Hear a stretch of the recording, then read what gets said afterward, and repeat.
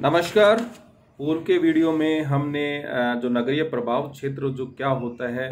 उसकी परिभाषाएं क्या हैं और जो उसके द्वारा उसके परिसीमन के संदर्भ में जो सेवाएं नगरीय क्षेत्र जो सराउंडिंग जो एरिया होता है उसको प्रदान करता है या जो वस्तुएं या सेवाएं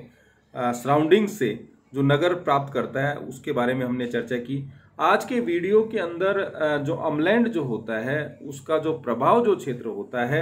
उसके संदर्भ में या उसके परिसीमन के संदर्भ में जो विभिन्न तरह के जो अप्रोचेज या सिद्धांत दिए गए उसकी हम चर्चा करेंगे। सबसे पहले जो परिसीमन की जब हम बात करते हैं तो तीन तरह की जो मेथोडोलॉजी है अमलैंड के या नगरीय प्रभाव क्षेत्र के परिसीमन के लिए यूज ली जाती है। एक क्वालिटेटिव, एक क्वांटिटेटिव, एक ग्राफिकल मेथड। जब हम गुणात्मक उसकी हम बात करते हैं तो गुणात्मक जो विधि है एक तरह से इसको हम एम्पेरिकल जो स्टडी होती है या अनुभविक जो अध्ययन होता है उसके अंतर्गत शामिल किया जाता है, जिसमें जो भी अध्ययन करता है वो अध्ययनकर्ता कोई सांख्यिकी विशेषज्ञ हो सकता है, वो ज्योग्राफर हो सकता है, वो इकोनॉमिस्ट हो सकता है, तो उसके द्वारा खुद जाके वहाँ पर सर्वे करना यानी खुद जाके उस चीज़ को देखना, आंकड़े इकट्ठे करना, उसके आधार पर उसको एनालिसिस करना, तो उसको हम गुणात्मक विधि के अंदर शामिल करते हैं, जिसमें शोधकर्ता व्यक्तिगत रूप से ऑब्जर्वेशन करता है, वहाँ के अनुभव के आधार पर जो इन्फॉर्मेशन उसके द्वारा ली जाती है उसके आधार पर उसका वो डिलिमिटेशन या परिसीमन की कार्रवाई करता है। विभिन्न विद्वानों की जब हम बात करें तो पी पार्क एंड न्यूकॉम के द्वारा 1933 में यूएसए के अंदर गुणात्मक विधि के आधार पर नगरीय प्रभाव क्षेत्र की व्याख्या की गई। आर ई डिकन्सन के द्वारा या सी डी हैरिस के द्वारा या A E Smiles and H L Green के द्वारा भी इस तरह के परिसीमन के प्रयास किए गए। भारत के संदर्भ में भी भारत के विभिन्न जो भूगोलवेत्ता थे, चाहे हम राम सिंह लोचन की हम बात कर लें, उजागर सिंह की बात कर लें, आर एल द्विवेदी की बात कर लें, तो प्रोफेसर राम सिंह लोचन ने बनारस के अमलैंड का सीमांकन किया। उजागर सिंह और आर एल द्विवेदी दोनों ने इलाहाबाद का जो नगरीय प्रभाव क्षेत्र होता है उसकी इन्होंने अपने अनुभविक और प्रशिक्षण के आधार पर उसका जो सीमांकन है इनके द्वारा किया गया। तो परीक्षाओं में आपसे राम सिंह लोचन ने कौन से नगर के ऊपर काम किया या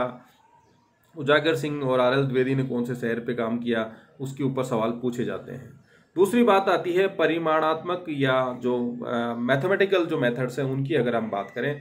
तो यहाँ सबसे पहले जो काम किया वो अंतरक्रिया मॉडल जो था वो एस.सी. कैरी के द्वारा किया गया, जो कि गुरुत्वीय जो सिद्धांत होता है, ग्रेविटी जो मॉडल है उसके ऊपर निर्भर करता है। इन्होंने कहा कि किसी नगर का प्रभाव क्षेत्र का विस्तार उसकी जनसंख्या के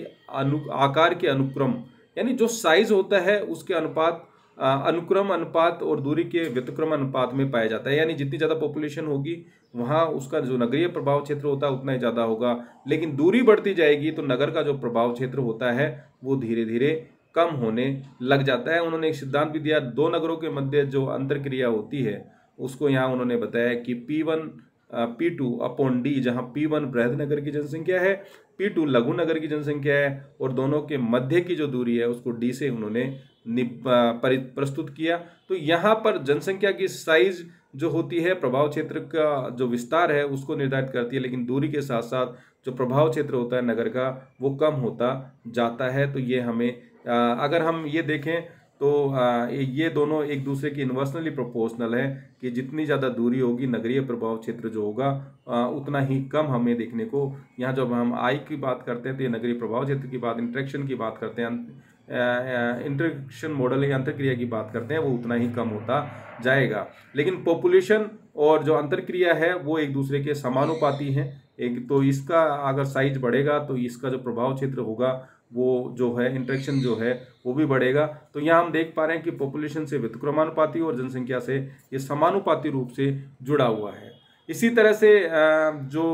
लॉ ऑफ रिटेल ग्रेविटेशन की जो बात करते हैं तो विलियम जे रेली के द्वारा सबसे पहले इसके संदर्भ में विचार दिए गए और इन्होंने ये जो प्रिंसिपल है ये गुरुत्वाकर्षण सिद्धांत पर ही आधारित था। इनके अनुसार दो नगर अपने मध्यवर्ती स्थल से फुटकर जो व्यापार होता है, रिटेल जो व्यापार होता है अपनी जनसंख्या के अनुक्रम अनुपात में तथा व्युत्क्रम अनुपात में आकर्षित होता है। तो इन्होंने फुटकर व्यापार को और पॉपुलेशन के संदर्भ में यहाँ जो नगरीय जो प्रभाव क्षेत्र होता है विलियम जे रेली के द्वारा इसको प्रस्तुत किया। तो आपको पता होना चाहिए कि फुटकर गुरुत्वाकर्षण जो नियम था विलियम जे रेली के द्वारा दिया गया। इन्होंने जो फॉर्मूला दिया इसके संदर्भ में वो दिया बी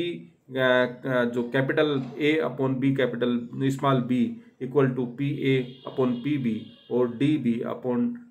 डी ए, ये इनका फॉर्मूला था, जहां पर बी ए नगर द्वारा मध्यवर्ती स्थलों में होने वाले व्यापार की मात्रा को दिखाता है, बी नगर की मध्यवर्ती स्थलों में होने वाले व्यापार की मात्रा को, पी ए नगर की जनसंख्या को, पी बी नगर की जनसंख्या को यानी पी ए नगर की जनसंख्या को और पी बी नगर की जनसंख्या को, डी ए नगर से मध्यवर्ती स्थल की जो दूरी है और डी बी नगर की मध्यवर्ती स्थल की दूरी को। तो इसके अंदर जो हमें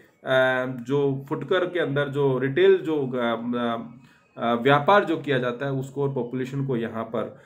विलियम जे रेली के द्वारा नगरीय प्रभाव क्षेत्र के परिसीमन के संदर्भ में आधार बनाया गया।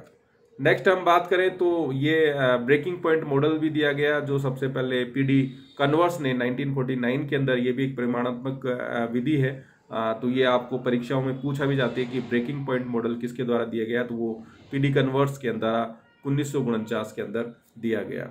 आलेखी ग्राफिकल विधि की जब हम बात करते हैं तो सबसे जो महत्वपूर्ण जो मेथड है, ग्राफिकल जो मेथड है, वो थीसन पॉलीगॉन्स मेथड जो है 1911 में दिया गया। और इस विधि का जो प्रयोग था संयुक्त राज्य अमेरिका के महानगरों के परिसीमन के संदर्भ में काफ़ी यूज लिया गया। और इसको 1949 के अंदर जो बोग थे, डीजे बोग ने इस आलेखी विधि को नगरीय प्रभाव क्षेत्र के परिसीमन के संदर्भ में उपयोग में लिया। इस तरह से हम यहाँ ये इस वीडियो में हमने आप लोगों को ये बताया कि जो नगरीय प्रभाव क्षेत्र के संदर्भ में चाहे वो मात्रात्मक हो, परिमाणात्मक हो या आलेखी विधि के जो विभिन्न जो योगदान विद्वानों के द्वारा या उनके द्वारा जो सिद्धांत दिए गए, उनकी हमने एक संक्षिप्त जानकारी आपको यहाँ पर दी। ये आपके चाहे वो नेट हो या किसी भी जो कॉलेज लेक्चर्स की एग्जाम्स हो या ज्योग्राफी से जुड़ी हुई विभिन्न जो एमए के विद्यार्थी हैं उनके लिए, सबके लिए ये महत्वपूर्ण है। आप लोगों को अगर वीडियो पसंद आ रहे हैं तो इसको आप लाइक कीजिए, सब्सक्राइब कीजिए, लोगों से शेयर भी कीजिए, जिससे कि इन वीडियो का जो फायदा है अधिकतम लोगों तक पहुंच सके। ये फ्री ऑफ कॉस्ट है। आप यूट्यूब पे मेरे बहुत सारे वीडियोस हैं जो आप महेश कुमार मीणा के नाम से ज्योग्राफी जो चैनल है वहां पर जाके सर्च भी कर सकते हैं। धन्यवाद।